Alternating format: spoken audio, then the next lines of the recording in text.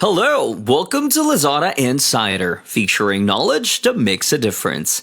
We share trusted insights, forward-looking perspectives, and exclusive expert interviews to keep you ahead of the curve. Hello, everyone. Welcome to another episode of Lazada Insider Consumer Insights series. And I'm your host, Katrina, Senior Manager from Lazada Group Strategy. Today, we're going to talk about premiumization. Well, before the pandemic, premiumization had been one of the major trends in Southeast Asia over the years, with overall more affluent consumers. But then the pandemic hit and brought interesting dynamics to this mega trend. So what are those dynamics? What are those changes? And will premiumization outlast the pandemic? If your business is currently operating or plan to enter the space, you will love today's interview with our expert guest, Michael from Euromonitor International. He is the global lead for food and beverage at Euromonitor and comes with more than 16 years of experience in research and analytics. Michael and his team track consumer trends, product innovations, and the evolution of eating and drinking across the world. He has been quoted in many mainstream media like Bloomberg, New York Times, and Wall Street Journal, among many others. Hi, Michael. It's great to have you on Lazada Insider. Thanks, Katrina. Great to be here. So, Michael, how about we start with letting our audience know a bit more about you? Tell us more what Euromonitor does and your role in Euromonitor. Sure. So Euromonitor is a global market intelligence agency. We research consumer goods and services all across the world. We have offices across 16 countries. We have analysts in more than 100 countries. And we really just look to provide market insights, data, and analysis on essentially every CPG industry, as well as the restaurant industry and some other services. In my role as global lead for food and beverage, I head up a lot of our global restaurant research. I also work closely with our food and beverage teams to build our larger content strategy, looking at the way people eat and drink is changing. And then finally, I lead our premiumization megatrends practice. And so in that role, I'm really looking across all of the industries we cover. So not just food and beverage, but also travel or beauty or any of those other consumer goods industries, looking at the ways that premiumization is evolving, looking at the ways that consumer values are evolving, particularly post-pandemic. So let's talk about premiumization. When we talk about premium categories and premiumization here, what exactly do they mean? Maybe you can help us understand, to start with, how Euromonitor is actually defining premium categories and premiumization. Sure. So, I mean, the thing about premiumization is that it's, it can be a fairly vague term. I think we, on some level, we know it when we see it. But when we talk about premium products, it's really about those products that have that special emotional resonance with consumers, that willingness to pay a bit more for. And so we look at it both in terms of branding, we look at it in terms of price point. If you look at categories like alcoholic drinks or pet care or fragrances, cosmetics. We look at it both from the standpoint of branding, but also specifically at local price points. So thinking about, that upper echelon of products.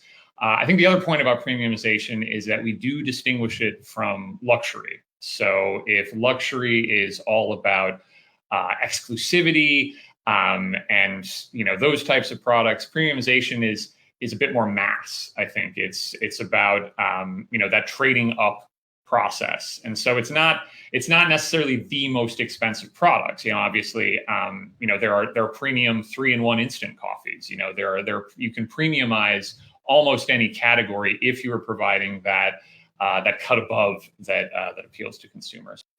That's very clear. And as I mentioned in the intro, the trend of premiumization had been going on for quite a few years in Southeast Asia.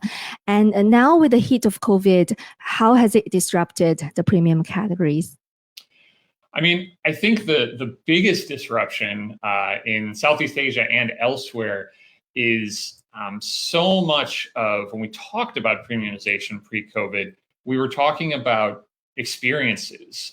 Premium products often come wrapped in premium experiences. So whether that's the fragrances counter in a department store, or a coffee shop, or high-end hotel, all of that is really about experiences, and a lot of that is about away from home experiences, and that's where a lot of premium brands were built. It's where a lot of premium brands premiered. When we think about, where would Red Bull be without the on-trade channel? Where it's just a huge part of how we think of premiumization. And so the pandemic obviously completely disrupted that. And what we saw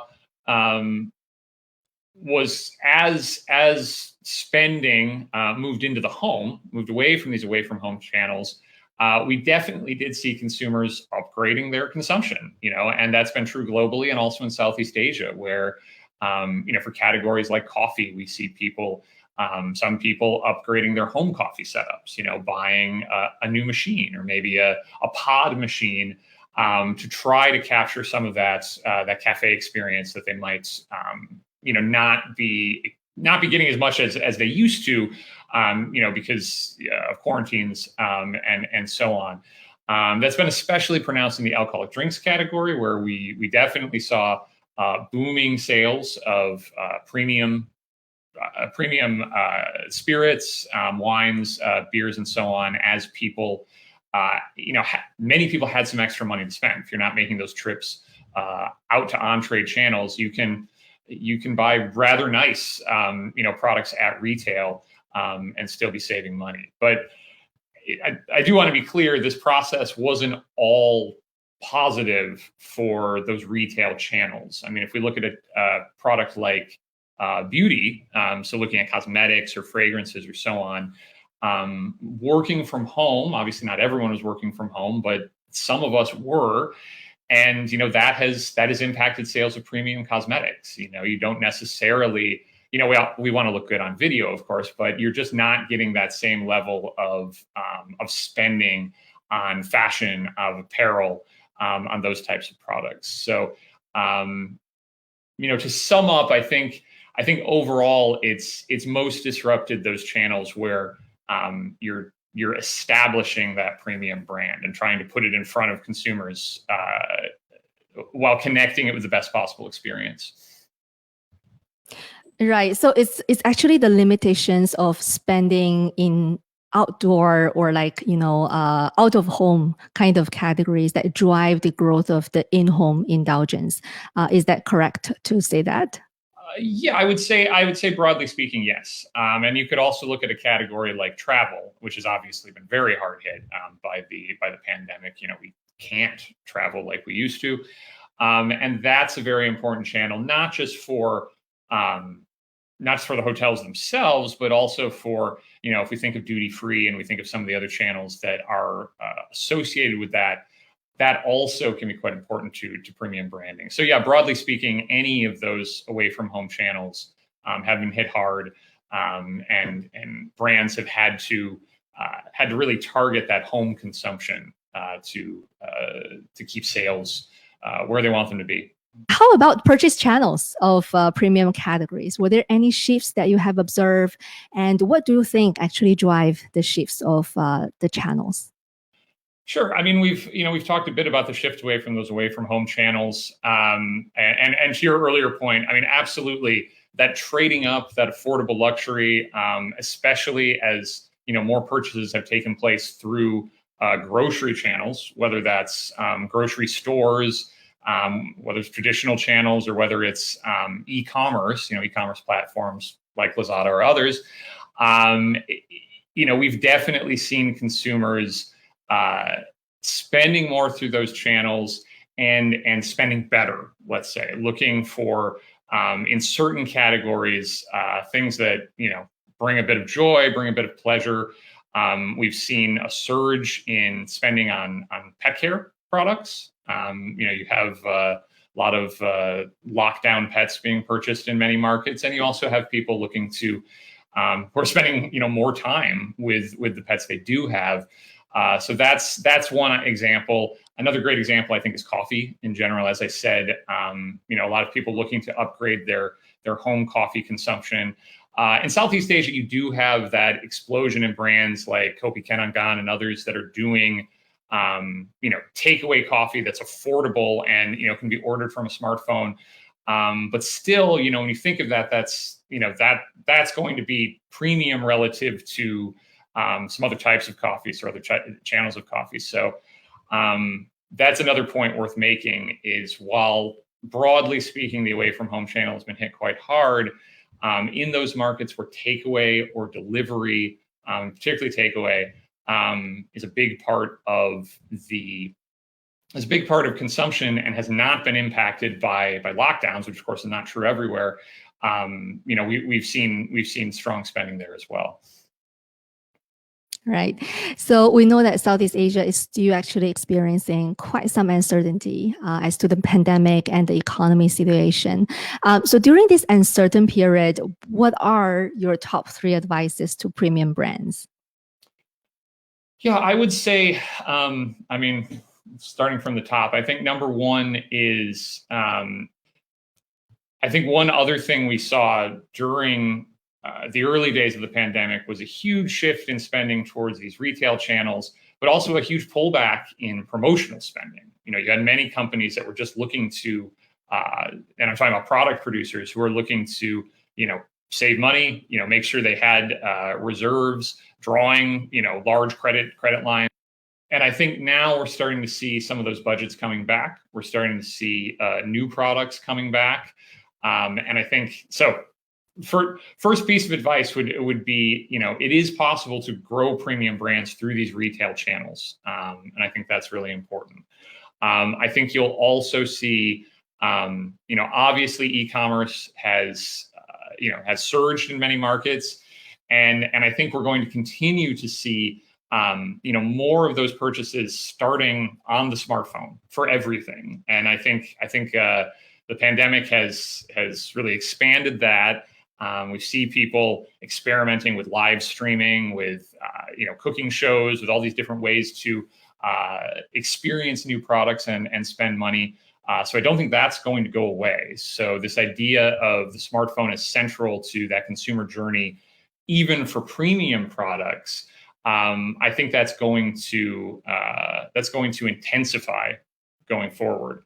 The third thing I would say is, I think we will see some lasting impacts on consumer preferences. Not vast across the board differences, but we might see slightly more spending on going forward on things like obviously anything health focused. I think we're all going to continue thinking about ways to protect our health. This is especially true in markets like Indonesia, where, when we look at overall premium products, we find those markets, that might have lower per capita incomes. It's often healthcare products, supplements, functional products that are among the, let's say, the first step on the ladder for consumers who are, have some money to spend and are looking to upgrade their consumption. So that's definitely, I would say, a category to watch going forward.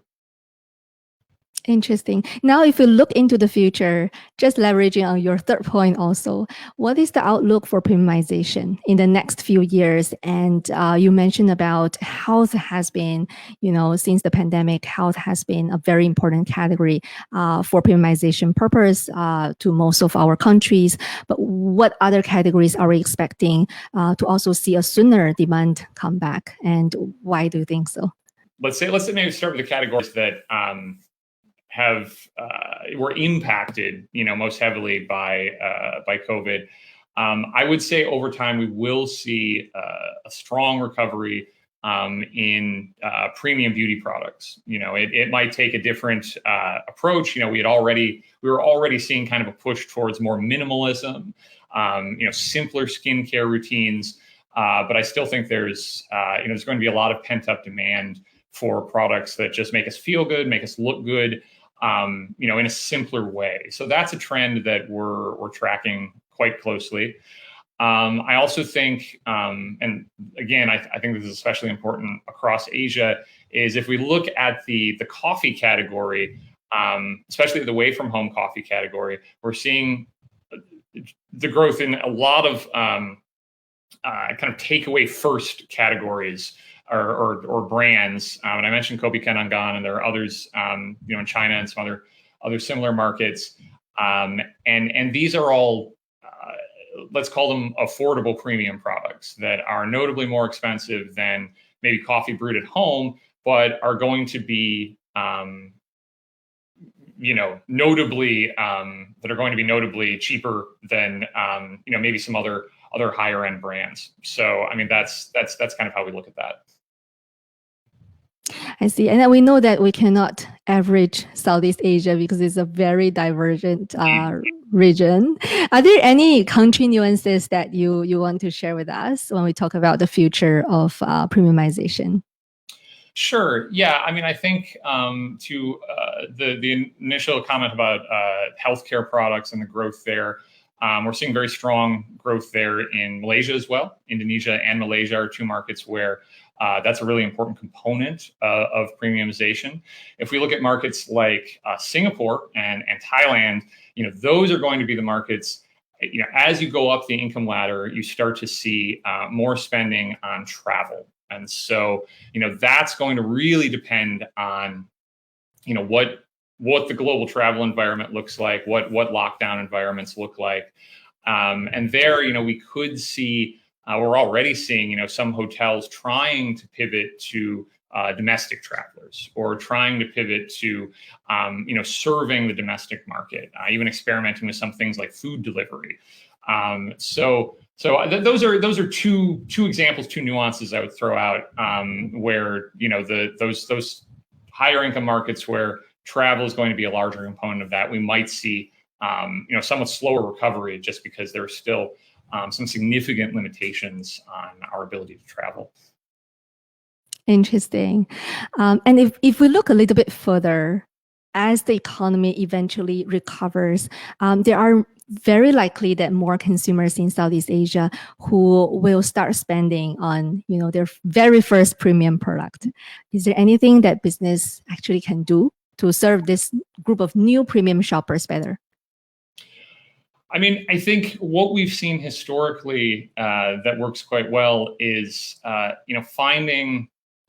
finding those jobs to be done, finding those things that where, there's room for even, quite low income consumers, those most important jobs like laundry or, baby food or what have you, where there really is, an unmet desire for convenience or for, just a bit of luxury. So I think we will see, more brand extensions. I think we could see, again, more associations with, some away from home, some food service brands. So I would say to get that, to really reach that next generation of consumers, that's going to take, above all, a lot of local knowledge. I think it's increasingly local players that are serving this demand and serving it well. And I think you're also going to have to really think about how to reach consumers. So, India's obviously not in Southeast Asia, but I think it's an interesting example where we're seeing the growth in a lot of retail platforms that are really targeted at rural consumers and, are very simple, on cell phones and, looking to operate even in areas with really low bandwidth, maybe partnering with local players, local consumers. I think we'll see that continuing to grow, that way of connecting the rural with those larger brands, and in some cases connecting the rural, like farmers with, with urban populations selling things like fresh produce and so on. Yeah, there are a lot of opportunities there. From assortment perspective, do you think that business need to relook into the assortment when it comes to serving these new premium shoppers? Maybe different kind of segments of price levels that can help them to make that entry a little bit easier. Yes, I mean, I think one thing we definitely saw during the pandemic was a simplification of product lines. In so many markets, so much demand was coming into the retail channel that it was just imperative to make sure products were on the shelves, virtual or physical or otherwise. And so I think what we'll see going forward is a return to that effort to get the right price, product, pack architecture, not just in physical stores, but also through e-commerce. I think obviously e-commerce creates new challenges in terms of how consumers interact with packaging and so on. I don't need to tell you this, but I think that's something we're going to see a return to, because that was really an important driver of profitability. It's an important driver of, again, more premium products reach consumers in the right place at the right time, and we'll be willing to spend a bit more. So I would expect that to come back quite strongly.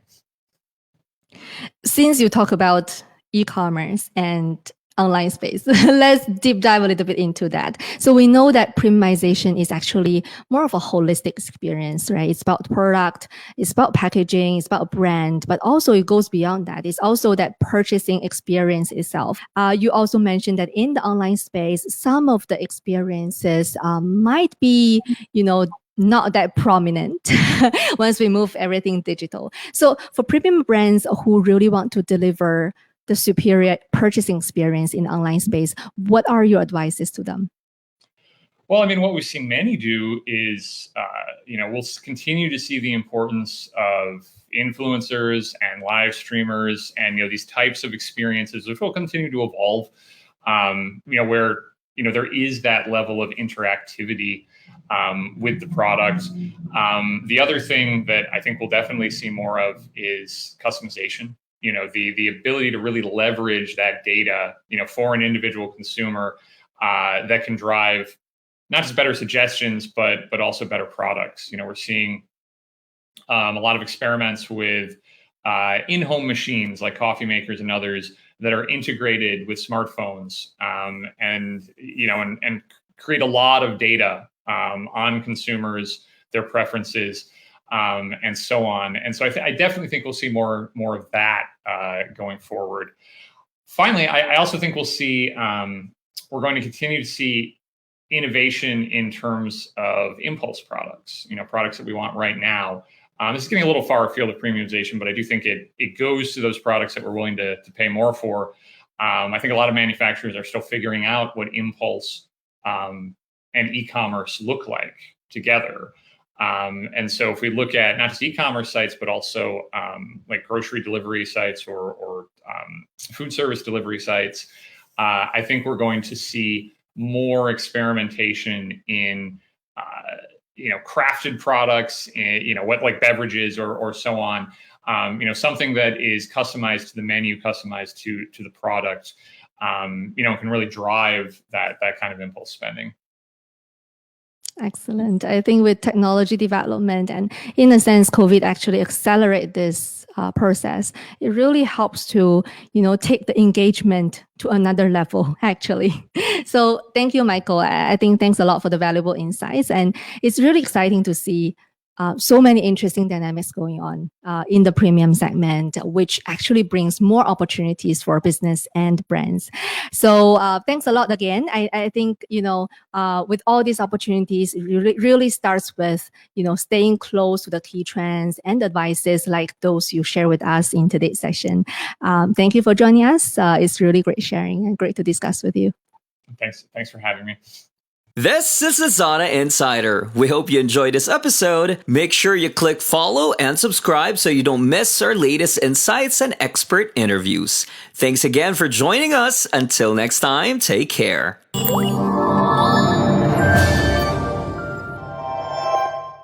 La